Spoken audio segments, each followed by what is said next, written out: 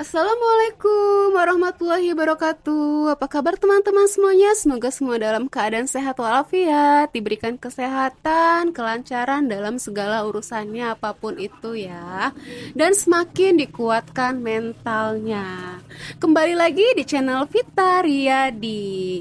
Kali ini kita akan bahas informasi penting seputar keuangan, pinjol, dan tips cerdas menghadapi masalah finansial. Dan ini topiknya yaitu kesalahan terbesar yang sering membuat orang gagal bayar saat berurusan dengan pinjol. Sebelumnya jangan lupa subscribe agar kamu selalu dapat info terbaru mengenai perpinjolan dan masalah keuangan ya teman-teman ya. Oke, kesalahan terbesar yang sering membuat orang gagal saat berurusan dengan pinjol atau pinjaman online ya. Sebenarnya bukan cuma satu, tapi kombinasi dari beberapa hal. Berikut ini penjelasannya ya teman-teman ya. Yang pertama, gali lubang tutup lubang. Pinjam lagi untuk bayar pinjaman lama. Inilah kesalahan yang paling fatal ya, dan paling sering terjadi banyak orang saat dikejar pinjol malah mengambil pinjaman baru untuk menutup yang lama. Akibatnya total utang semakin besar, bunga dan denda numpuk, tekanan mental makin berat, akhirnya masuk ke lingkaran galba, yaitu gagal bayar ya. Dan contoh, bayar pinjol A pakai pinjaman pinjol B. Lalu pinjol B dibayar pakai pinjol C dan seterusnya. Akhirnya tidak ada yang benar-benar lunas, seperti itu ya.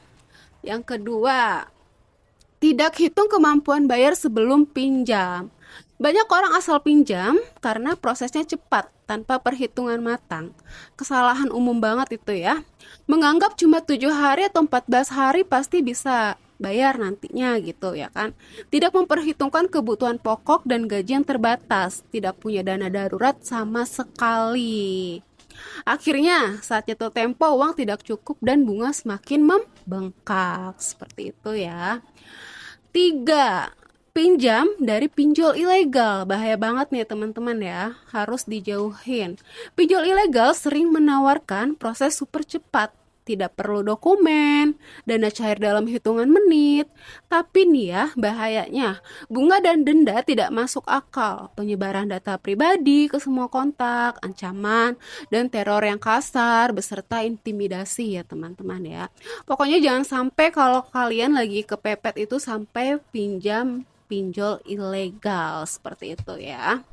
Dan banyak orang gagal karena awalnya niatnya hanya pinjaman kecil dulu nih, tapi begitu telat bayar, jumlah utang melonjak berkali-kali lipat. Seperti itu. Keempat, tidak tahu hak dan aturan. Banyak korban tidak tahu bahwa pinjol legal harus terdaftar di OJK. Penagihan harus sesuai kode etik, tidak boleh kasar. Bahwa utang pinjol ilegal tidak bisa ditagih dengan cara melanggar hukum. Karena tidak tahu haknya, banyak yang takut dan langsung bayar semua ancaman padahal seringkali tidak sah. Seperti itu ya. Kelima, panik dan ambil keputusan terburu-buru. Ya, menekan korban secara psikologis akan panik. Nelpon berkali-kali, ancam sebar data, kirim pesan ke kasar, buat kontak, ya kan? Akibatnya orang jadi tidak bisa berpikir jernih nih, dan sering membuat keputusan buruk, gitu ya. Bayar semua pinjol tanpa strategi, balas dengan emosi, pinjam lagi hanya karena takut, gitu, karena kepanikannya ya kan. Padahal sebenarnya masih bisa dilawan dengan jalur hukum dan pendekatan keuangan yang tepat, seperti itu ya teman-teman ya. Keenam, tidak cari bantuan atau sembunyi sendiri. Banyak yang merasa malu nih, akhirnya menyembunyikan masalah dari keluarga. Tidak konsultasi ke OJK atau LBH seperti itu ya. Tidak bergabung ke komunitas korban pinjol. Nah, akibatnya makin terisolasi, stres meningkat dan solusi makin jauh. Yang ada hanya mentalnya yang kena nih, ya kan? Banyak yang depresi dan bunuh diri seperti itu.